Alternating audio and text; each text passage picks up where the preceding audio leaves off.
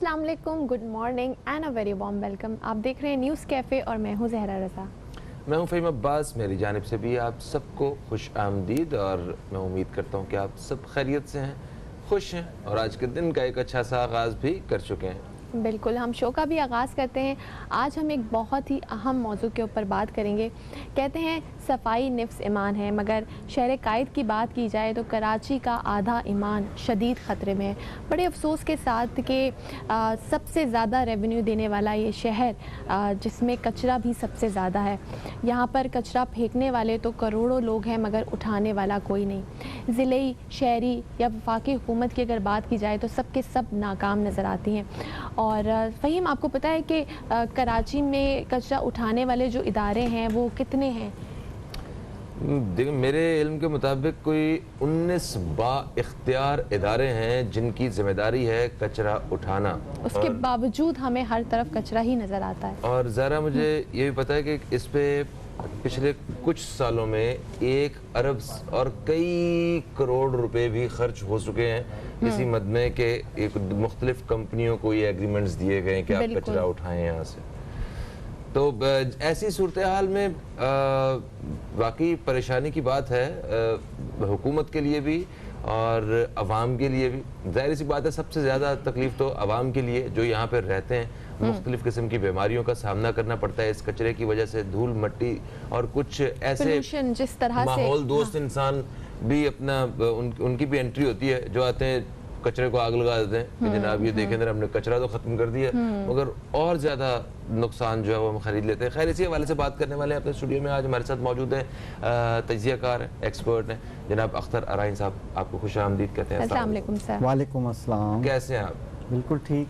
ये आपने जो, आप वैसे भी हुब्बुल वतन इंसान है, आपका झंडा जो है जो आपने लगाया हुआ है अपनी जैकेट पे, मतलब कैसा महसूस करते हैं जब यही पाकिस्तान कचरे से बुरा हाल हो रहा है? सबसे बड़ा शहर पाकिस्तान का कराची, पाकिस्तान के मुख्तलिफ शहरों में अगर कचरे पर काबू पाया जा सकता है तो कराची पे क्यों नहीं? आपने सही निशानदेही की है। बेसिकली कराची एक वो शहर है जो सबसे बड़ा शहर है पाकिस्तान का। मिनी कराची, मिनी पाकिस्तान है ये बेसिकली कराची। तो ये रोशनियों के शहर में से ये कचरे का शहर तब्दील होता हुआ नज़र आ रहा है। इसमें बेसिकली स्टेक होल्डर सबसे टॉप पर तो सिंध गवर्नमेंट का जो वो इदारा जो उन्होंने कायम किया, और इसके अलावा जो है लोकल है, चाहे वो डीएमसी हो या केएमसी हो, और वो कसूरवार है। उसके बाद आवाम भी। अगर हम आवाम साथ नहीं देंगे, हम कचरे में डे बाई डे इजाफा करेंगे। अगर आप एक ग्राफ देखें कि अगर 2002 से आप देखें जो पॉपुलेशन बढ़ती जा रही है, पिछले 18-20 साल के अंदर पॉपुलेशन का इंक्रीज़ हो रहा है, उससे ज़्यादा रेशो जो कचरे का इंक्रीज़ होना है, ये ख़तरे की अलामत है।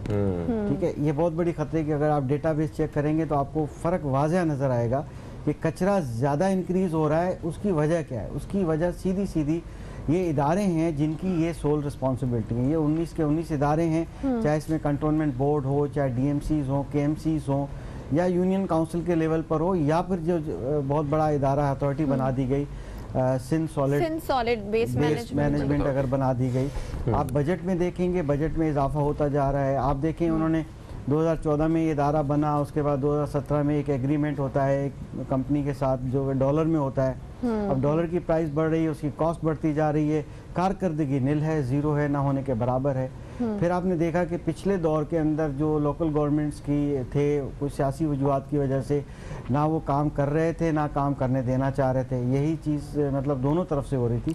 सर, तो इदारे के जी जो इदारे इतने सारे बनाए हुए हैं, सिंध सॉलिड वेस्ट मैनेजमेंट की अगर बात करें तो वो एक नाअहली उसमें नज़र आती है। तो ये इदारे काम क्यों नहीं करते? क्या इसमें ऐसी कुछ भर्तियाँ हुई हुई हैं, नाअहल लोग मौजूद हैं, या करप्शन है? क्या रीज़न क्या है? देखिए, नाअहल है, सारा सिस्टम ही नाअहल है ना। जब सियासी भर्तियां होंगी, जब अपने कारकुनों को या जियालों को या जो भी नाम दे दें उसको, सब लोगों ने उनको भरा, उनको अपॉइंट किया, और बाज़ औक़ात तो बहुत पुरानी डेट्स में अपॉइंट किया। बात यह है कि ऐसे लोग काम थोड़ी करते हैं, वो तो उनके कारकुन होते हैं, बस वो करते हैं। दूसरा ये है कि फ़ंड्स खाने का सबसे बड़ा मसला आप देखें ना कि 2002 के अंदर जो है वो 5 अरब रुपए भी खर्च नहीं होते थे। अब उसके बाद आप देखेंगे कितना बढ़ता गया, अब जाके जो है 20 अरब से ऊपर जो कहानी चली गई है। फिर जाहिर है कि जब एग्रीमेंट इस तरह के होंगे, हर जगह पर जो है ना करप्शन मौजूद होगी, तो फिर काम तो होगा नहीं। मैंने लास्ट टाइम भी एक जिक्र किया था कि हमने वीडियो पिछले दिनों में देखी, जब ये केएमसी या इसका सिंध गवर्नमेंट का आपस में क्लैश चलता रहा, हमने खुद आंखों से एक चीज़ देखी कि एक जगह से जो क्योंकि रिस्पॉन्सिबिलिटीज ऐसी हैं कि क्लीनिंग जो है, कचरा इकट्ठा करके कचरा कुंडी में जो है वो केएमसी ने डालना है या डीएमसी ने डालना है, लोकल गवर्नमेंट ने। तो जो उनकी गाड़ियां कलेक्शन करती हैं, जो जीटीएस पे लेकर जाती हैं, जो गार्बेज कलेक्शन स्टेशंस होते हैं, फिर लैंडफिल पे लेकर जाना पड़ता है, तो वो जो गाड़ी उठाती थी तो उसमें से वो कचरा जो भरा हुआ होता था डस्टबिन में से, वो गाड़ी वाला बंदा आधा डस्टबिन दोबारा गिरा देता था और बाकी को फिर जो है वो अपनी गाड़ी में लोड करता था। सर देखिए, इसका मकसद क्या था कि केएमसी के कारकुनों पर भी ब्लेम आए, यानी कि एक दूसरे पे ब्लेम गेम का हमारे पास चलता रहता है। अपनी जिम्मेदारी दूसरों पे डालने है क्या, कोई भी काम नहीं करना चाहता है। देखें पंजाब में आप एक हमें मिसाल मिलती है, वहाँ शहर साफ है कंपैरेटिवली। इस वक्त उनकी भी शिकायत हैं कि पहले की निस्बत जब से नई हुकूमत आई है और हमारे यहाँ जो है ना कचरा पैदा होना शुरू हो गया, अब नजर आता है, पहले नहीं नजर आता था। यहाँ तो बिल्कुल ही हालात ही खराब है। तो आखिर क्या मतलब ये हल नहीं होगा कभी मसला? इसके लिए भी हम आर्मी को कॉल करें, वो आके सारा ये मामला हल करवाए? ये बाकी हुकूमत है, सूबाई हुकूमत है, शहर की हुकूमत, अवाम, और पता नहीं कि कहाँ से पैसे इकट्ठे कर करके कचरा साफ करने के इन्होंने वो कैंपेन शुरू की थी। उसके बारे में मुझे बताएं, क्या कोई हल मौजूद है इस चीज़ का? बिल्कुल, यहाँ की कंडीशन कराची शहर की वर्स्ट है। हालांकि ऐसा नहीं है कि वहाँ पर, जैसे लाहौर की आपने बात की है, किसी और शहर की, पंजाब के किसी शहर की, ठीक है, वहाँ पर अब थोड़ा सा गंदगी दोबारा शुरू हुई है। मेरे हिसाब से ये भी पॉलिटिकल इशू है। देखें, यहाँ पर जब गैर जिम्मेदार लोग होते हैं हम क्योंकि हम खुद रिस्पॉन्सिबल नहीं हैं, अवाम पब्लिक रिस्पॉन्सिबल नहीं है, इदारे जो है वो अपनी जिम्मेदारी डालते हैं दूसरों पे, अवाम डालती है दूसरों पे, ये जो कारकुन या जो एम्प्लॉयज़ काम करते हैं इन इदारों में, वो भी अपनी जिम्मेदारी दूसरों पे डालते हैं। जब हम ब्लेम गेम का सिस्टम करते रहेंगे, फिर हम सियासी मकासद हासिल करने की कोशिश करेंगे। हम उसके पहले कहें जी लाहौर है, अब उसको गंदा करने की कोशिश करेंगे। आपको पता है कौन सी पार्टी के लोग जो है उस चीज़ को, ये चीज़ हाईलाइट करते हैं। मगर मेट्रोपॉलिटन सिटी जो कराची है, ये इसकी वर्स्ट कंडीशन है। और सियासी, यानी कि मैं कहता हूँ जिस शहर को रोशनियों का शहर है, उसको कचरे का शहर में कन्वर्ट कर दिया गया है, कर दिया गया। आप देखें ना, नाले देखें भरे पड़े रहते हैं, उसकी प्रॉपरली डिसेल्टिंग होती नहीं, क्लीनिंग होती नहीं, उसका सेल्ट निकालना होता है एवरी ईयर। इस पे बजट लगाते हैं, इतना टेंडर करते हैं, सब खर्चा करते हैं, शो करते हैं बहुत ज़्यादा। 10% भी बेसिकली फोटो सेशंस होते हैं, कुछ भी नहीं होते। फिर वही बात है कि आप आर्मी को बुलाने की बात करते हैं, आर्मी का काम फोर्स। सर एक वक्फे का वक्त है, वक्फे से वापस आते हैं तो मजीद बात करते हैं इसी हवाले से। कहीं मत जाइए, अब तक देखते रहिए न्यूज़ कैफे, देखते रहिए।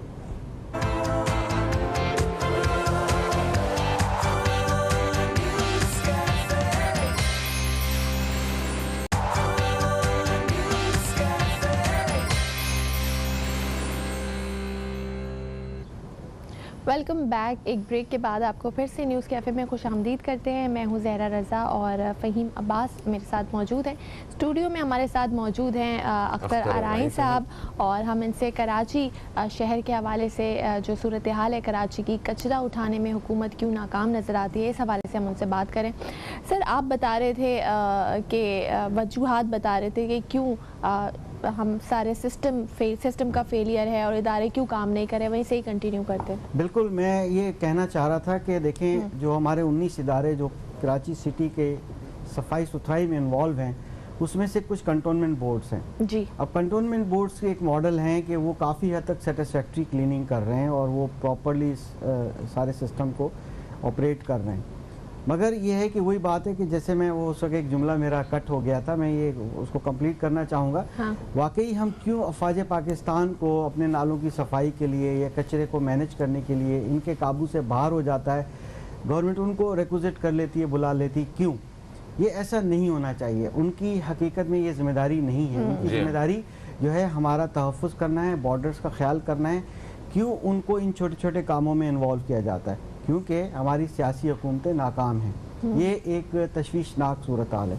दूसरी सूरत हाल ये है कि जब हम पॉपुलेशन की बढ़ती हुई बात करते हैं तो पाकिस्तान की पॉपुलेशन, यंग पॉपुलेशन बहुत ज़्यादा है। यानी ये उन मुल्कों में शुमार होता है कि जिसकी पॉपुलेशन यूथ जो है बहुत ज़्यादा है। तो हमारे वालिदैन को ये चाहिए, हमारे स्कूल्स के अंदर ये सिस्टम होना चाहिए कि जैसे कि जापान के अंदर ये सिस्टम है, जैसे कि वहाँ पर स्टूडेंट्स क्लीनिंग करते हैं, सफाई सुथराई की वहाँ आदत डाली जाती है। हालांकि जैसे आपने बहुत अच्छी बात फरमाई कि सफाई निस्फ ईमान है, वही बात को मैं वो कहूँगा कि वाकई जापानीज़ ने या दुनिया के उन मुल्कों ने इस पे अमल करते हुए दिखाया, मगर हमारे माशरे में इस अपकमिंग यूथ को इस बात की ट्रेनिंग होनी चाहिए कि हमें जहाँ बैठना है वहाँ सफाई सुथराई का ख्याल रखना है। सही। अच्छा सर, वो तो आपकी बात ठीक है कि अवाम जितनी बाशऊर होगी उतना जो है वो कम गंद जो है वो फैलेगा, और मगर ये हकीकत है कि जहाँ पे इंसान रहता है, जहाँ आबादियाँ होती हैं, वहाँ कचरा होता है। और ये कराची तकरीबन 3 करोड़ लोग यहाँ पे रहते हैं, तकरीबन 3 करोड़ लोग एक अंदाजे के मुताबिक। तो अब करोड़ों लोग जहाँ पे रहेंगे वहाँ कचरा तो होगा ही होगा। तो क्या वाकई यहाँ पे रोज़ाना हज़ारों टन कचरा पैदा होता है? और वो हज़ारों टन कचरा जो है वो कहाँ जाता है? एक तो सड़कों में पड़ा रहता है, जो खाली प्लॉट्स में पड़ा रहता है, उसके अलावा जो उठाया जाता है वो कहाँ जाता है? तो जरा इस बारे में थोड़ा सा गाइड कीजिए। बिल्कुल, देखिए डेटाबेस हमारे मुल्क में वैसे भी इतना तस्दीक शुदा नहीं होता। उसकी वजह यही है कि हमारे हुक्मरान डेटाबेस बनाने ही नहीं देते, उसमें इतनी इंटरेस्ट नहीं लेते। अगर देखा जाए कि 2002 की एक न्यूज़पेपर में एक रिपोर्ट छपी थी जिसमें 5 यानी कि 500 टन जो है कचरा कलेक्ट होता था कराची शहर में, और उसके बाद आप देखें कि 2014 के अंदर कितना कलेक्ट हो रहा है। आजकल जो है वो तकरीबन 20,000 टन तक पहुंच गया है। अब आप वही मैं थोड़ी देर पहले कह रहा था कि पॉपुलेशन का रेशो देखेंगे कि पॉपुलेशन जिस हिसाब से बढ़ रही है, कचरा उससे ज़्यादा रेशो से बढ़ रहा है। तो अभी इतना जो तखमीना लगाते हैं 20 या 22,000 टन जो है वो कचरा जो उठाना पड़ता है, अभी इसमें इंडस्ट्रियल वेस्ट और जो हॉस्पिटल का वेस्ट भी शामिल नहीं है। एक कंपनी को कॉन्ट्रैक्ट तो दिया था इस बात का कि आप डेटा हमें दें कि हम किस तरह से प्लान करें, मगर वो कंपनी ने भी काम सिर्फ अंदाजों पे किया और वो शायद आधे में रह गया। यानी कि डेटा ही नहीं है, डेटा ही नहीं है हमारे मुल्क में, डेटा है अस्पतालों का डेटा ही नहीं है ना सर। देखिए बिल्कुल, आप देखें कचरा कहाँ जाता है। कचरा देखें एक तो नालों में चला जाता है। आप देखें कि जब नालों की सही डिसल्टिंग या सफाई होगी तो आपको कई टन, आपने पिछले दिनों में देखा था कि जब कुछ इदारों ने शुरू किया था कि जी इतने हजार इतने लाख टन जो है वो पर डे उठाया जा रहा है, वो डेटा कहाँ से निकल रहा है, वो कचरा कहाँ से निकल रहा था, वो ज़मीन में से निकल, उस नालों में से निकल रहा था। तो इस तरह से अगर देखा जाएगा तो बहुत बड़ा फ़र्क आया, मगर एक्चुअली बड़ा प्रॉब्लम ये है कि कचरे का मुस्बत इस्तेमाल किया ही नहीं गया। सर एक कॉलर भी हमारे साथ मौजूद है। अस्सलाम वालेकुम। जी अस्सलाम वालेकुम। कहाँ से बात कर रहे हैं? मैं सलीम बात कर रहा हूँ शहर कराची से। सही जी सलीम। आपका इस वक्त प्रोग्राम जो चल रहा है वो मैं देख रहा हूँ। बात सिर्फ आप जो डिस्कशन कर रहे हैं, मसला ये कि देखिए कोई भी जिम्मेदारी होती है वो हुकूमत की होती है। अब कचरे का ढेर हो, चाहे लॉ एंड ऑर्डर की सिचुएशन हो, चाहे हॉस्पिटल। सर उसके ऊपर तो हमने आते साथ बात की है कि हुकूमतों की जिम्मेदारी है, मगर मैं आपसे ये पूछना चाहूंगा क्या अवाम की भी कोई जिम्मेदारी होती है? देखिए अवाम तो देखिए यही अवाम दुबई में जब रहती है ना, हाँ, तो वो उसी को फॉलो करती है जो वहाँ का सिस्टम होता है। ठीक है, ठीक है। तो यहाँ हम कचरे में रहते हैं, हम उस निजाम को फॉलो करते हैं, कचरा फेंकना। जी, तो अब बात ये कि अब चाहे वो अवेयरनेस की बात हो, चाहे हुकूमत की बात हो, चाहे अपने बल्दियाती इदारों की बात है कि अवेयरनेस, आपके नुमाइंदे होते हैं ना, तो अब जब उनको आप जुर्माना करते हैं तो वो सेकंड टाइम समझ जाते हैं। या तो आप उनको जुर्माने की सूरत में करते हैं या आप उनको प्यार मोहब्बत से समझाते हैं। ठीक है। इस वक्त शहर कराची में सिचुएशन ऐसी है कि ना एडमिनिस्ट्रेटिव काम कर रहे हैं, ठीक है, ना उनके जो माते जो इदारे हैं वो काम कर रहे हैं, जिसकी वजह से उसकी वजह क्या है कि आप कोई भी किसी का जिम्मेदार नहीं है। आपके सिस्टम में खराबी है, आपके सिस्टम में ये खराबी है कि ये फला चीज है, इसकी हदूद में आती है, सही, ये रिस्पॉन्सिबल है। बहुत शुक्रिया, लेकिन बहुत शुक्रिया जनाब, आपने कॉल किया, इन्होंने सही बात की कि एक जो प्रोसेस है ना वही नहीं चल रहा, प्रोसेस ही रुका हुआ है। या तो आप किसी को एजुकेट करते हैं या डर से जो है ना वो आप उसे रोकते हैं काम से। तो प्यार मोहब्बत से तो मेरा नहीं ख्याल कि ये आवाम समझने वाली, लेकिन लॉ एंड ऑर्डर सिचुएशन जो है, अगर आप स्ट्रिक्ट पनिशमेंट्स दें और जुर्माना करें तो ही कुछ बेहतरी आ सकती है। क्या कहेंगे सर? बिल्कुल सही है, बिल्कुल इन्होंने भी सही फरमाया। देखें, जैसे आग लगाना कचरे को कानूनी तौर पे सज़ा दी जाती है इसके ऊपर, मगर आज भी नज़र आता है कि बाज़ ऐसे लोग प्रोफाइल एरियाज़ के अंदर तो कचरे को आग ही लगाई जाती है। ये शॉपर जो हैं, शॉपिंग बैग्स हैं, उसके लिए कानून बना, क्या हुआ उसके बाद, क्या हुआ, कुछ भी नहीं हुआ। अब उसको आग लगाई जाती है। आपको पता है प्लास्टिक जब जलता है तो ये जो उसकी स्मोक होती है सबसे वर्स्ट डेंजरस है। इससे एक केमिकल बनता है, पता नहीं क्या उसका नाम है, मुझे एग्जैक्ट याद नहीं, जो कि सांस लेने से इनहेल हो जाए तो वो लंग्स में फंस जाता है और वो उससे कैंसर का बायस भी बन सकता है। इस तरह के मामलात हैं। तो हमें ये चाहिए कि हमें आवाम, देखें 3 बड़े स्टेक होल्डर मुझे महसूस होते हैं। सबसे पहले टॉप पे जो है वो सिंध सॉलिड जो गवर्नमेंट है उनका काम है, सूबाई हुकूमत, फिर उसके बाद जो लोकल गवर्नमेंट्स हैं उनका काम है, फिर तीसरा आवाम है, स्टेक होल्डर। अगर हम कचरा बढ़ाते रहेंगे, रोज़ाना बढ़ाते रहेंगे, वो बढ़ेगा, पॉपुलेशन से ज़्यादा बढ़ाएंगे। तो हमें बच्चों को तरबियत भी देनी चाहिए, हमें ख्याल करना चाहिए। मैंने जापान की एक एग्जांपल दी, अगर हम साफ़ सुथरा रखेंगे, इदारे भी काम करेंगे, फिर सियासी तौर पे कुछ मकासद होते हैं, फंड्स को फिर यूज़ करना होता है, बहुत से मामलात हैं। जब आवा का आवा बिगड़ा हुआ है, पूरा सिस्टम बिगड़ा हुआ है, तो ज़ाहिर है वहाँ तो प्रॉब्लम होंगे। सर, मैंने कई दफ़ा जब भी हमने कचरे में बात की तो 1-2 दफ़ा मैंने पहले भी ये वाक़या शेयर किया है कि हम लोग नॉर्वे में थे, तो वहाँ पे ओस्लो में एक शो के लिए गए। तो हम एक जगह से ट्रेन से निकल के हमने वेन्यू तक जाना था, तो हमने कहा पैदल चलते हैं। तो वहाँ के जो रहायशी थे हमें शॉर्टकट रास्ते से ले गए वहाँ। तो एक आबादी आई जहाँ पे हमने देखा कि किसी ने हाथ में कैंची पकड़ी हुई, वो टहनियाँ काट रहा है, कोई झाड़ू पकड़ा हुआ है, कोई, वो इतने ज़्यादा लोग थे और कोई यूनिफॉर्म नहीं था। वो ऐसा लग रहा था ये आबादी के लोग हैं, ये कौन है, ये क्यों कर रहे हैं आज, ये सारे ही घर से बाहर निकले हुए। लेकिन इन्होंने डिसाइड किया हुआ है हफ्ते या 15 दिन में एक दफ़ा हर घर से एक मेंबर बाहर आता है और वो उन्होंने पूरा अपना इलाका जो है ना ये साफ करते हैं, धोते हैं।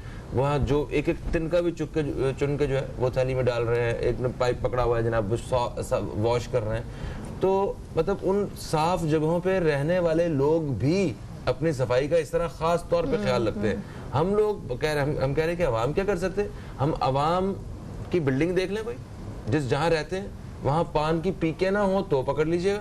वो तो किसी बाहर से आके नहीं किया, ना हुकूमत ने साफ करनी है पीके, ना वो हुकूमत ने आके दीवारें शहर की गंदी कर देते हैं लिख लिख कर। हम खुद भी नहीं चाहते काम करना। बिल्कुल, नेबरहुड के अंदर देखिए ये कम्युनिटी का एक कॉन्सेप्ट होता है। नेबरहुड के अंदर कम्युनिटी का भी रिस्पॉन्सिबिलिटी होती है, कलेक्टिव रिस्पॉन्सिबिलिटी होती है, एक इंडिविजुअली हर घर की होती है, फ़र्द वाहिद की होती है कि अगर हम कचरा उठा के दरवाजे पे फेंक देंगे, खुद उठाएंगे, उनका काम है। फिर आएंगे, ज़ाहिर है कि जो कुछ गरीब गुरबा होते हैं जिसमें ज़्यादातर अखवानी भाई हमारे, वो कचरा कलेक्ट करते हैं, वो शॉपर्स फैल जाते हैं। तो हम लोग इजाफा तो कर रहे हैं अपने, मैं वो कह रहा था कि कचरे का सही यूज़ किया जा सकता था, इसमें एनर्जी बनाई जा सकती है, बहुत से ममालिक ने ऑफर किया है, वो कुछ भी आपको खर्च नहीं करना पड़ेगा, हम खुद इसमें से मैनेज करेंगे। मगर क्योंकि हमारी गवर्नमेंट की पॉलिसीज़ ऐसी हैं, इसीलिए गवर्नमेंट ज़्यादा कसूरवार बनती है कि कम से कम वो बड़े मेगा प्रोजेक्ट तो लेकर आएँ। कराची शहर के लिए बड़े प्रपोजल पुटअप किए थे डिफरेंट कंट्रीज़ ने, मगर क्या हुआ, कुछ भी नहीं हुआ। तो अगर ये कचरा मैनेज होता, या तो ये है कि हमारे सियासतदान, हमारी लीडरशिप जो है अवाम को मसाइल से निकालना नहीं चाहती, अगर अवाम शायद निकालना नहीं चाहती, तो ये सारे मामलात बेसिकली सबकी अपनी अपनी जिम्मेदारी मौजूद है। क्या कचरे पे सियासत होती है? बिल्कुल होती है, ये हुई। मैं पिछले दिनों की एग्जाम्पल्स आपको बता रहा था, अभी जैसे आपने लाहौर की एग्जाम्पल थी, गारंटेड हो रही है। देखें, यही तो चीज़ें, हम बस यही काम करते हैं। हम ये नहीं देखते कि हमारी कम्युनिटी के, हमारे भाई के ऊपर, हमारे नेबरहुड का भी हम पे हक है। हम अपना घर साफ़ रखें तो पड़ोसी के घर के सामने ना फेंकें, कचरा कुंडियाँ वैसे ना बना लें, एक प्रॉपर तरीके से मैनेजमेंट सिस्टम होना चाहिए। कचरे से एक वक्त था जब मुस्तफ़ा कमाल साहब का दौर था, तो उसमें बड़ा काम हुआ और बारिशें भी होती थी तो अगले दिन ही पानी साफ़ हो जाता था। कचरा तो कोई ना कोई अगर चाहे तो कर सकता है। तो आप क्या सजेस्ट करेंगे, अभी क्या कराची शहर को किसी ऐसे लीडर की ज़रूरत है, सूबाई लेवल पे या शहरी लेवल पे, क्या कहेंगे, क्या पॉलिसीज़ बनानी चाहिए, हुकूमतों को क्या सजेस्ट करना चाहिए? आपने बात सही कही, बिल्कुल उस वक्त में काफ़ी बेहतर हुआ था, नेमतुल्लाह साहब के ज़माने में भी थोड़ा काम हुआ था। बात यह है कि तजवीज़ ये है कि पहले तो पूरा ये जो जिसका नाम इतने बड़े डिपार्टमेंट का रखा है, इसमें जो ये सॉलिड वेस्ट होता है ना, इसका एक रिसाइकिल का डिफरेंट कचरा कुंडी होनी चाहिए जो रिसाइकिलेबल होते हैं। ठीक है, आवाम से घर से शुरू होता है। एक शॉपर है जो रिसाइकिलेबल है, हमारे काम नहीं आता। पेपर है, कागज़ है जो रिसाइकिल हो सकता है, उसको अलग एक कचरा कुंडी में डाला जाए, अलग शॉपर में हो। ठीक है, और जो वो बेचना चाहते हैं घर वाले या जो भी वो बेच सकते हैं कबाड़िए को। और एक ऐसा है जो किचन का वेस्ट होता है जो ज़ाहिर के लैंड फील्ड में डंप होना चाहिए अंडरग्राउंड, जो खाद के लिए इस्तेमाल, खाद के लिए बन सकता है, रिप्रोसेस। देखिए बाय प्रोडक्ट बहुत निकलती हैं, आपने बड़ा अच्छे मैं कहता हूँ 15 से 18 बाय प्रोडक्ट निकल सकती हैं बड़े आराम से, जिसमें एनर्जी भी है, पावर भी है, खाद भी है, यानी कि बहुत कुछ होता है। जिसमें प्लास्टिक सेपरेट हो, बाकी को बहुत से मटेरियल्स सेपरेट हो, इसको सेपरेट एक पूरी घर से तरबियत शुरू हो। तालीमी इदारों को मैं आपको बताता हूँ क्योंकि मैं एक एसोसिएशन से भी वाबस्ता हूँ, तो हम लोग कैंपेन चलाने के लिए तैयार हैं पूरे स्कूल्स के अंदर कि अगर गवर्नमेंट एक प्लान बनाए और हमें बताए कि हम ये इंतज़ाम कर रहे हैं, ताकि बच्चों को बताया जाए, बच्चे घर में जाके वो करें कि जो रिसाइकलेबल है उसको सेपरेट शॉपर में डाल के और दूसरा शॉपर सेपरेट डाल के जाके कचरा कुंडी में डाला जाए। सर ये इस हवाले से बाकायदा कैंपेन शुरू करने की जरूरत है, आवाम को अवेयर करने की भी जरूरत है। जैसे हमने महज़िब मुआशरों में देखा है, वहाँ पे इसी तरह ही कचरे को ट्रीट किया जाता है और सारे अपना अपना जो है ना फर्ज अदा करते हैं, जिम्मेदारियां निभाते हैं। थैंक यू सो मच, आप तशरीफ लाए। ये एक कीमती कचरा है, इसको हमारी हुकूमतों को इस तरह ऐसे वेस्ट नहीं करना चाहिए। आवाम को अपनी जिम्मेदारी निभानी चाहिए और हम सबको मिल के अपने घर को साफ करना चाहिए। अगर ये वाकई हम घर समझते हैं अपने शहर को, अपने मुल्क को, अगर नहीं समझते तो फिर ऐसा ही है जैसा जो हमें नजर आ रहा है। एक वक्फे की तरफ बढ़ेंगे, वक्फे से वापस आएंगे, एक और मौजू पर बात करेंगे। कहीं मत जाइए, अब तक देखते रहिए न्यूज़ कैफे, देखते रहिए।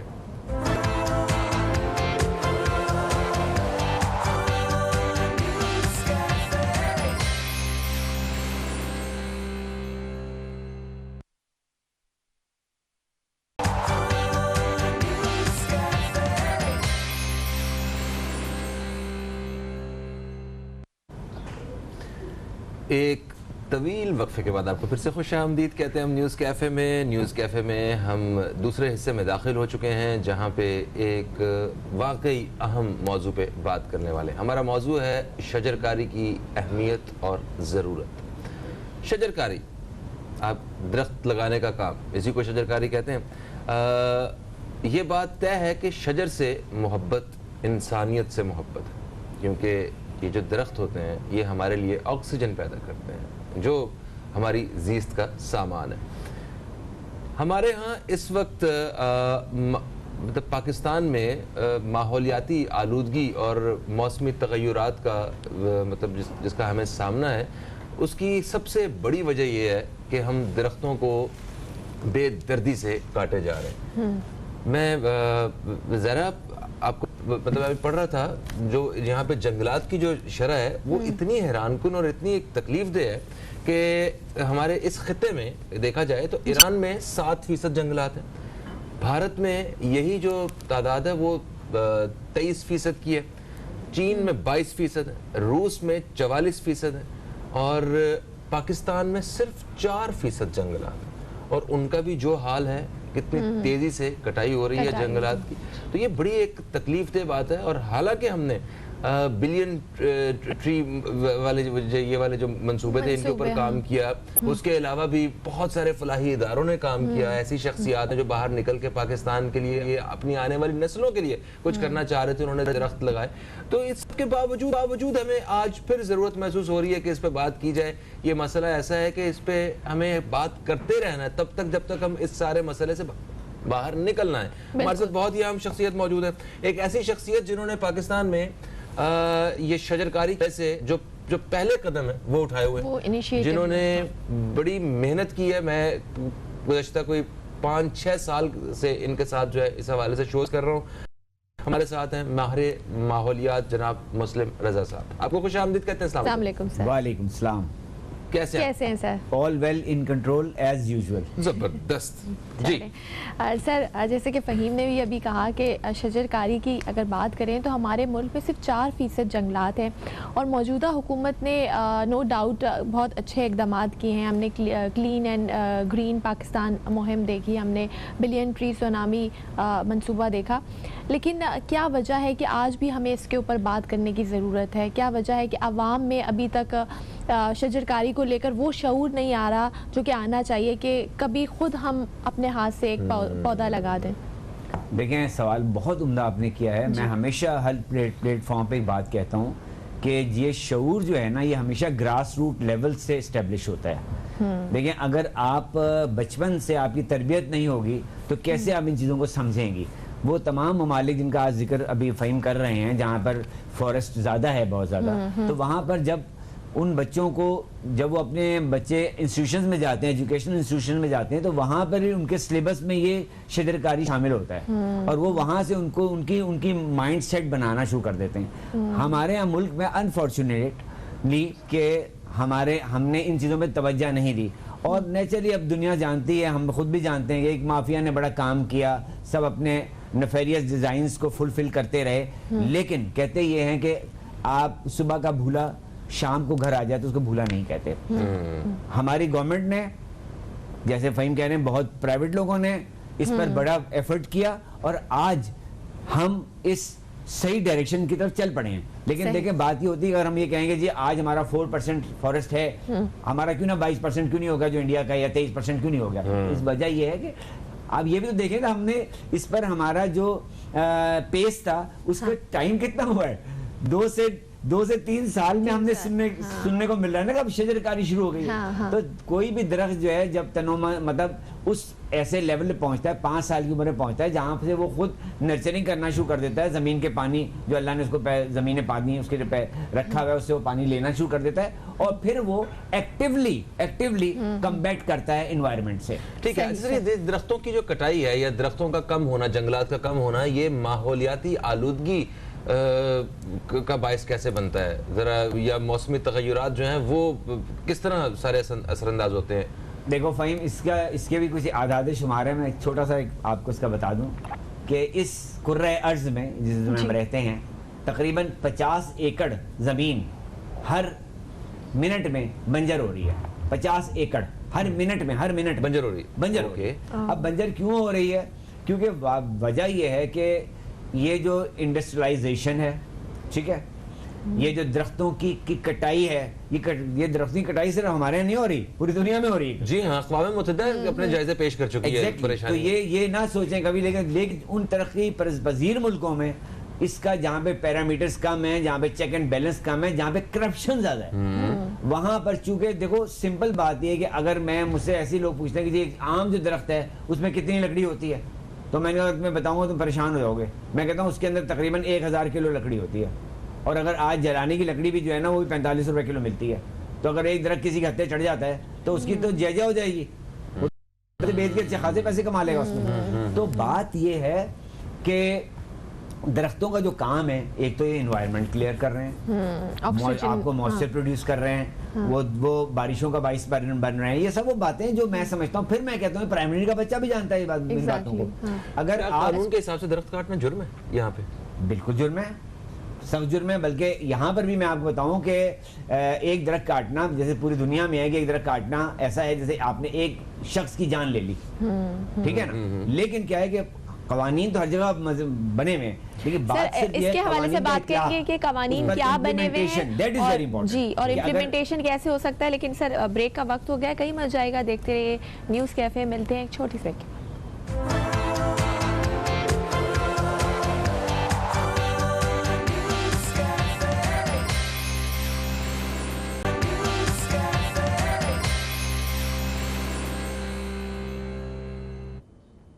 Welcome back. एक ब्रेक के बाद आपको न्यूज़ कैफ़े में खुशामदीद करते हैं और आज हम बात कर रहे हैं शजरकारी की अहमियत के हवाले से और हमारे साथ स्टूडियो में मौजूद हैं मुस्लिम रज़ा साहब जो कि माहिर मौलियात है। सर ब्रेक पे जाने से पहले हम बात कर रहे थे कि दरख्त काटने का कोई कानून मौजूद है, अगर कोई दरख्त काटता है तो उसकी सज़ा क्या होती है, और लॉज हैं तो इम्प्लीमेंटेशन नहीं है, वहीं से हम कंटिन्यू करते हैं।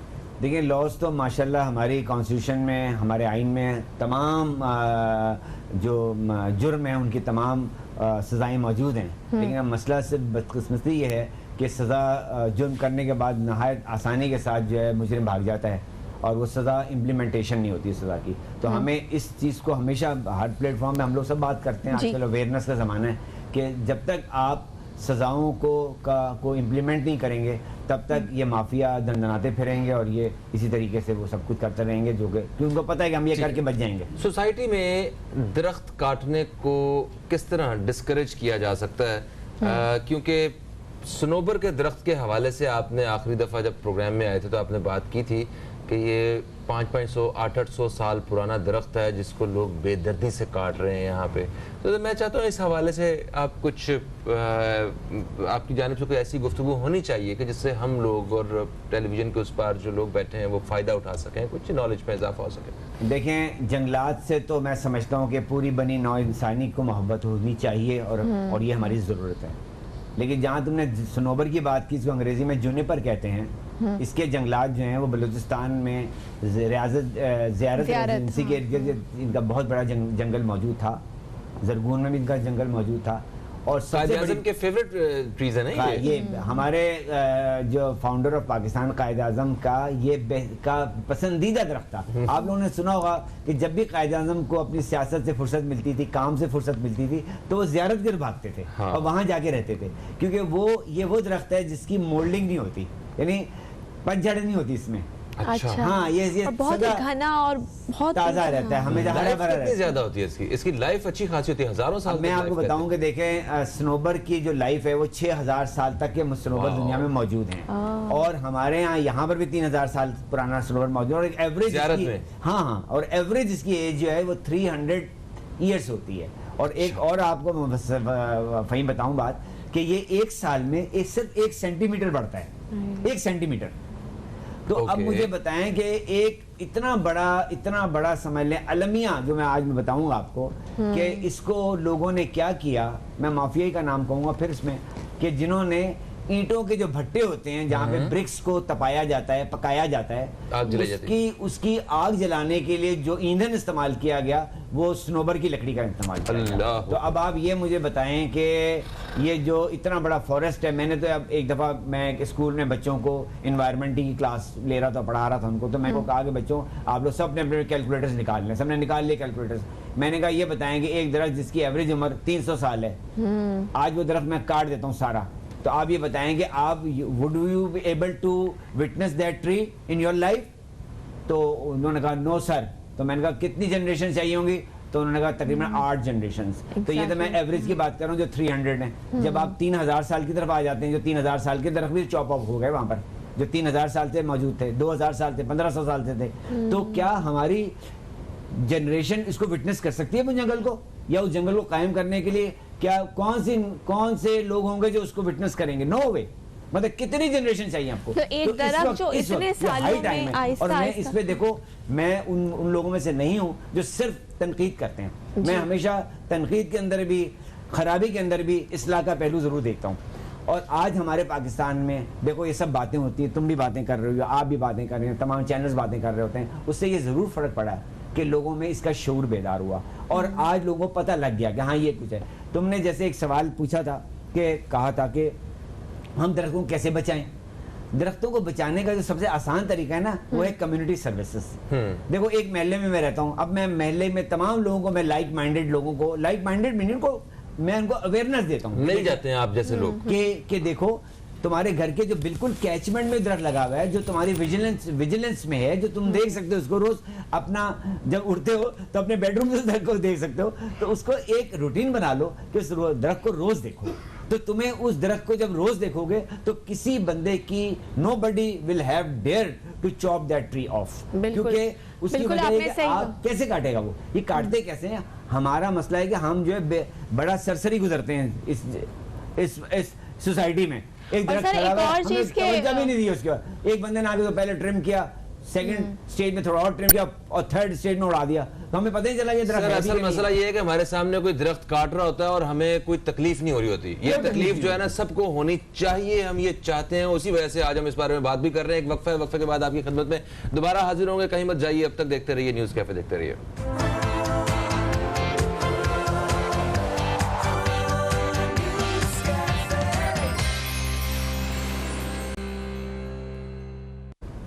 Welcome back after the short break. आप देख रहे हैं न्यूज़ कैफ़े और आज हम बात कर रहे हैं शजरकारी की अहमियत के हवाले से। मुस्लिम रज़ा साहब हमारे साथ मौजूद हैं। सर, हम सब लोग अगर उसकी बात करें शजरकारी की, तो बहुत सारे ऐसे लोग हैं जो कि पौधा लगाते हैं, दरख्त लगाते हैं, लेकिन उसके बाद वो उसको भूल जाते हैं। उसकी जो देखभाल करने की ज़रूरत होती है वो नहीं करते। तो एक दरख्त को कितना टाइम लगता है कि वो अपने सेल्फ सफिशिएंट हो जाए, कि उसको किसी इंसान की ज़रूरत ना पड़े? देखिए, पहला सवाल का पर मैं ये आता हूँ कि किसी दरख्त को लगाना और लगा के भूल जाना, हाँ। ये तो बिल्कुल प्रैक्टिकल नहीं है, क्योंकि हम कहते हैं कि ये सस्टेनेबल नहीं है। हाँ। हर चीज़ में जब तक सस्टेनेबिलिटी नहीं होगी वो चीज़ हमें रिजल्ट नहीं देगी। दरख्त जब आप लगा लेते हैं, ज़्यादा से ज़्यादा आपको 3 साल उसकी नर्सरी करनी पड़ती है, फिर उसके बाद वो दरख्त इतना हो जाता है कि जहाँ से वो अपनी ग़िज़ा ज़मीन में जो अंडर वाटर ज़ख़ीरा होता है पानी का, जिसको अंडर वाटर टेबल कहते हैं, उससे वो हासिल करना शुरू कर देता है। फिर आपका सिर्फ इतना काम रह जाता है कि आप उसको विजिलेंस में रखें, अपने चेक में रखें, चेक एंड बैलेंस में रखें, ताकि काट उसको ना काट जाए। ना। अच्छा सर, ये 1 अरब दरख्त लगे हैं तो उसके ऊपर भी तो अभी ज्यादा वक्त तो हुआ ही नहीं है, वो तो अभी पौधे ही हैं, तो बिल्कुल, उनकी बिल्कुल। देखभाल देखिए, की जरूरत है, हुकूमत ने कुछ इस हवाले से काम करे। बिल्कुल बिल्कुल। देखो, ये सवाल बड़ा अच्छा तुमने किया कि देखो आज हम वो 1 अरब पौधों को ये कहेंगे जी वो 1 अरब पौधे जो वो हमें दिखाई क्यों नहीं दे रहे? भाई अभी तो 1 अरब पौधों को अभी तो लगे हैं वो, अभी तो उनको let them achieve their maturity कि कम से कम दरख्त इतने तो हो जाए जहाँ पे एनवायरनमेंट से इंटरेक्शन शुरू कर दें। देखभाल हो रही है उन दरख्तों बिल्कुल की? देखभाल हो रही है, बिल्कुल। अच्छा, और जहाँ देखो नेग्लिजेंस भी अगर हो रही है, तो मैं ऐसे ही बता रहा हूँ तुम्हें कि देखो, मैं तो हमेशा ही बात ये कहता हूँ, अगर आप 10 दरख्त लगा रहे हैं मिसाल के तौर पे, अगर उसमें 4 दरख्त भी सर्वाइव करते हैं तो आपने सोसाइटी की एनवायरनमेंट में एक पॉजिटिव इनपुट डाला। ये तो नहीं है ना कि वो दरख्त नहीं है तो उससे तो बेहतर है ना कि 4 या 5 दरख्त नॉर्मल हो गए। बिल्कुल सही। That is the reason. अच्छा, क्या हर शख्स को 1 दरख्त लगाना चाहिए? जरा इस बारे में मुझे बताइए, और ये कितना एक अजीम और एहसन काम है, इस बारे में थोड़ा बताइए। देखें, ये इतना अजीम काम है, इतना एहसन काम है कि, और ये देखें दरख्त, चूँकि दरख्तों की उम्रें बड़ी लंबी होती हैं और इंसान तो चला जाता है, दरख्त कायम और दायम रहते हैं, तो मैं ये कहता हूँ कि आप अपने तमाम नियर डियर जिनसे आप प्यार करते हैं, जिनसे आप मोहब्बत करते हैं, जिनका आप ख्याल रखते हैं, आप उनके नाम के दरख्त ज़रूर लगाएं। अपने माँ बाप के लगाएं, अपनी, अगर आप अपनी बीवी से बहुत ज्यादा मोहब्बत करते हैं, उसका नाम पे, उसके नाम माँ बाप पे लगा लेते हैं, माँ बाप के नाम माँ पे, बाप दो लग के नाम जाएंगे ना। लगाएं, और अपने तमाम उन लोगों के नाम लगाएं जो इस दुनिया में नहीं रहे, क्योंकि ये भाई एक मिनट, कह रहे हैं गर्लफ्रेंड्स के नाम पे भी लगा सकते हैं। मैं फिर तो जंगलात आबाद हो जाएंगे हमारे यहाँ। तब ज्यादा होंगे मेरे ख्याल से। सही बात है, वो सिर्फ इतना लगा देंगे, बस गर्लफ्रेंड को बता देंगे कि तुम्हारा नाम का दरख्त लगा दिया, सस्टेनेबल नहीं करेंगे उसको, ताकि वो नोट हो जाएगा ना, हाँ तुम्हारा नाम सड़ जाएंगे, कोई पानी देने नहीं आएगा उधर। सर अच्छा सर, टाइम हमारे ये तो हम मजाक की बात कर रहे हैं, ये बहुत बड़ा ये अमल है, और ये अमल ऐसा है कि हर इंसान इसमें अपने आप को इंडल्ज कर सकता है। बिल्कुल, क्योंकि बिल्कुल, वो कौन है जो अपने माँ बाप से मोहब्बत नहीं करता? सर एक लास्ट मैसेज क्या देना चाहेंगे सर? टाइम हमारे पास कम। मेरा मैसेज यही है कि जब हम एनवायरनमेंट की बात करते हैं तो एनवायरनमेंट में एक बड़ा वास्ट फील्ड है, जिसमें बहुत सी चीज़ें आ जाती हैं जी। तो हमें दरख्तों का पूरा ख्याल रखना है, दरख्तों को लगाना है, और तमाम वो लोग जो इस इन्वायरमेंट को, इस माहौल को बेहतर करने के लिए, इंसानियत की खिदमत करने के लिए जो मिशन कर रहे हैं। मेरी बेटी डॉक्टर उम्मतुल फातिमा, वो अभी 2 दिन पहले उसको कोविड पॉजिटिव हो गया, तो मुझे जब मेरी उससे बात हुई तो उसने कहा कि मैं कार्डियोलॉजी के अपने डिपार्टमेंट में मैं उस वक्त तक काम करती रही जब तक मेरी तबीयत नहीं बिगड़ी, क्योंकि मुझे ये था कि अगर मैं यहाँ से निकल जाऊंगी तो ऐसा ना हो कि जो पेशेंट वहाँ पे जो बैठे हुए हैं उनका नुकसान हो जाए। तो मैं आज अपने तमाम मुल्क के, बल्कि दुनिया के जितने हैं हेल्थ वर्कर्स को, पैरामेडिक्स को, डॉक्टर्स को मैं खड़ा होकर सलूट मारना चाहता हूँ, मैं इनको सलाम करता हूँ।